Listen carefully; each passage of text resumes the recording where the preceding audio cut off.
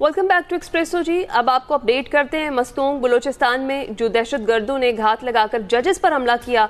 इस हमले में सेशन जज अब्दुल हकीम काकर गनमैन समेत शहीद हो गए और एडिशनल सेशन जज तारिक लाशारी समेत 2 अफराद शदीद जख्मी हुए। और वज़ीर आला बलूचिस्तान सरफराज बुगटी ने कहा है कि सेशन जज अब्दुल हकीम काकर पर हमला रियासत पर हमला है। कानून के मुहाफिजों का खून रायगा नहीं जाएगा, रियासत की रिट को चैलेंज करने वालों को कुचल दिया जाएगा। इस सारी सूरत हाल पर हमें बात करनी है। मैं ज्वाइन कर चुके हैं मीर ज़िया लांगो साहब, वज़ीर दाखिला बलूचिस्तान। अस्सलाम वालेकुम sir, thank you so much for joining us. Sir, जिस तरीके से ये पाकिस्तान की अदलिया के खिलाफ एक हम यही कहेंगे कि सोची समझी दहशतगर्दाना कार्रवाई है और ख़ास तौर पर जो कानून की हुक्मरानी है उसको बराह रास्त चैलेंज करने की कोशिश की गई थी, जो जिस तरह से जजेस को निशाना बनाया, निज़ाम इंसाफ को खौफजदा करने की कोशिश की गई, मज़ीद जजेस की सिक्योरिटी को स्ट्रॉन्ग करने के लिए क्या फर्दर प्लान्स हैं बलूचिस्तान हुकूमत के, और इस सारे मामले पर आपकी क्या टेक है? बिस्मिल्लाहिर्रहमानिर्रहीम। देखिए, बलूचिस्तान हुकूमत का हमेशा यही मौक़िफ़ रहा है कि इन दहशतगर्दों का ना कोई मजहब है, ना इनका इंसानियत से कोई ताल्लुक है।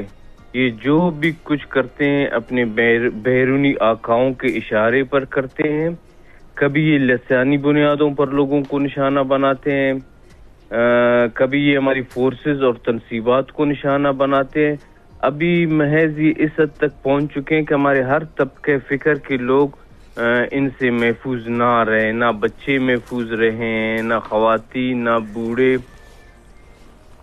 कल आपने जो देखा कि अदलिया जो हमारा एक अहम सुतून है, उनके जजेस को भी निशाना बनाया गया, जो हमारे माशरे का एक अहम सुतून है, जो लोगों को इंसाफ फराम करते हैं, जो काबिल अफसोस है। लेकिन हमारी फोर्सेस ने हमेशा अपने मुल्क की दिफा के लिए और अपने लोगों की जान और माल के लिए इन अनासिर के खिलाफ हमेशा कार्रवाई की है। अभी भी हमारे सिक्योरिटी फोर्सेस के हौसले पुरअज़्म है कि हम इन अनासिर को इंशाल्लाह जड़ से उखाड़ फेंकेंगे। और ये जो मुतासरा खानदान है, हुकूमत की इसके साथ पूरी हमदर्दी है।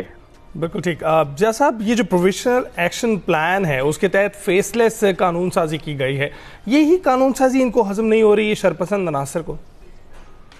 देखिए, इनको शरपसंद अनासर को ना फेसलेस कोर्ट्स अज़म हो रही हैं, ना इनको पाकिस्तान की तरक्की अज़म होती है, ना इनको पाकिस्तान की जो ये दुनिया में एक इमेज बन रही है कि पाकिस्तान दुनिया में अमन चाहता है।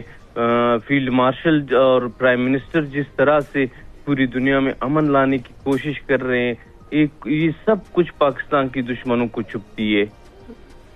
बिल्कुल दुरुस्त फरमा रहे हैं मीर साहब। जिस तरीके से इस कानून की अभी हमने बात की, जिसका जिक्र किया गया, अमेरिका, इटली और बहुत सारे ऐसे ममालिक हैं, करीबन 50 से ज़ायद ममालिक हैं जहाँ पर इस तरह की कानून साजी है। और इस तरीके से जब अदलिया पर यहाँ पर अटैक किया जा रहा है, तो आप क्या समझते हैं वफाकी हुकूमत के ज़रिए अक़वाम मुत्तहिदा से कार्रवाई का कहा जाएगा? बिकॉज अब ये इंसिडेंट तो डिमांड करता है इंटरनेशनल सिक्योरिटी। देखिए, बिल्कुल आपने दुरुस्त फरमाया। जब हमारे माशरे के इंसाफ करने वाले लोग महफूज ना होंगे इन शरपसंद अनासिर से, इस किस्म के कई ही मुकदमात हम अक़वाम मुत्तहिदा में ले गए हैं जिनके खिलाफ कार्रवाई बनती है। तो हम अब अक़वाम मुत्तहिदा से अब भी यही तवक्को करते हैं कि वो माशरे में इंसाफ करने वालों के साथ जिस तरह दहशतगर्दी का उनको निशाना बना रहे हैं, इनके खिलाफ मैं समझता हूँ पूरे आलम को एक होना चाहिए, पूरी दुनिया को एक होना चाहिए। बिल्कुल ठीक कह रहे हैं। अच्छा ज़िया साहब, ये जो इस वक्त पैटर्न देख रहे हैं हम मुख्तलिफ तंजीमों का, उसकी वजह से भी हमें दिखाई दे रहा है कि खासकर जिम्मेदारी कुछ ही अफराद पर आयद होती है जो यहाँ पर शर फैलाना चाहते हैं। और हम देखते हैं कि उस पैटर्न में नज़र भी आता है कि BLA की जानिब से भी पहले भी कार्रवाई की गई, सिविलियंस को टारगेट किया गया, बसों को निशाना बनाया गया और उसमें भी जो है कैजुअल्टीज सामने आई। तो आपको लगता है एक पैटर्न दिखाई दे रहा है, नाम डिफरेंट है, काम एक ही है?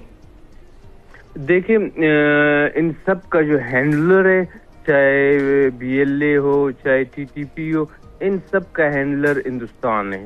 हिंदुस्तान इनको जो है माली मदद फराम करता है और हमारा एक हमसाया ब्रादर मुल्क अफगानिस्तान वो अपनी सरजमीन खुल्लम खुल्ला इनको इस्तेमाल करने के लिए देती है। राइट अच्छा मीर साहब, जिस तरह से भी आपने हिंदुस्तान का भी जिक्र किया तो डेफिनेटली उनसे हमारा सुकून तो बर्दाश्त नहीं होता। जिस तरह से पाकिस्तान डिप्लोमेटिक महाज पर अपना नाम मनवा रहा है और ख़ास तौर पर मार्का हक के बाद से तो उनकी हालत ख़राब है, जिस वजह से वो अपनी प्रॉक्सीज को एक्टिवेट करते हैं और इस तरह की दहशतगर्दाना कार्रवाइयाँ कराते हैं। बतौर वज़ीर दाखिला आपको क्या लगता है कौन से मज़ीद चैलेंजेस हैं जो भी गवर्नमेंट यहाँ पर फेस कर रही है बलूचिस्तान में, और इन दहशतगर्दों को जड़ से उखाड़ने के लिए जरूरी इकदाम हैं?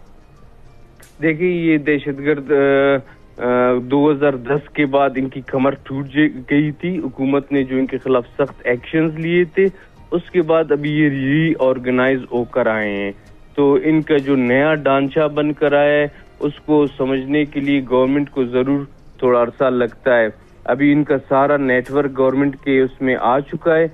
इंशाअल्लाह बहुत जल्द हम इनका खला खमा करेंगे और अपने मुल्क को इस दहशतगर्दी की नासूर से पाक करेंगे इंशाअल्लाह। तो ज़िया साहब, हुकूमती कोई प्लान तरतीब दिया गया है और कितने अरसे में ये इन एक्शन दिखाई देगा? देखिए, हुकूमत ने प्लान तश्कील दी है। हमारा नेशनल एक्शन प्लान के तहत एपेक्स कमेटी की भी मीटिंग हुई है।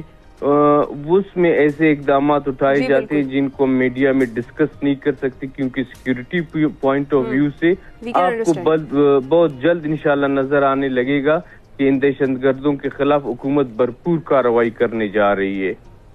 बिल्कुल ठीक, बहुत शुक्रिया। मीर ज़िया लांगो साहब हमारे साथ मौजूद थे, वज़ीर दाखिला बलूचिस्तान, और इस तरह की जो कार्रवाइयाँ हैं वो करके दहशतगर्द ये साबित करना चाहते हैं कि वो कानून के मुहाफ़िज़ों को नुकसान पहुँचाएंगे और स्टेट इस पर खामोश रहेगी। तो ऐसा नहीं होगा। जिस तरह से वज़ीर दाखिला साहब कह रहे थे कि इनकी जो रिट है, इन्होंने रियासत की रिट को चैलेंज किया है, अब इनका खात्मा होगा, इनको जड़ से उखाड़ के फेंका जाएगा। हमारी फोर्सेस एक्टिव हैं, हमारे जवान अपनी जानों का नजराना पेश कर रहे हैं सिर्फ इसलिए कि वो इन दहशतगर्दों से इस मुल्क को, खास तौर पर इस सूबे को, बलूचिस्तान को पाक कर सके।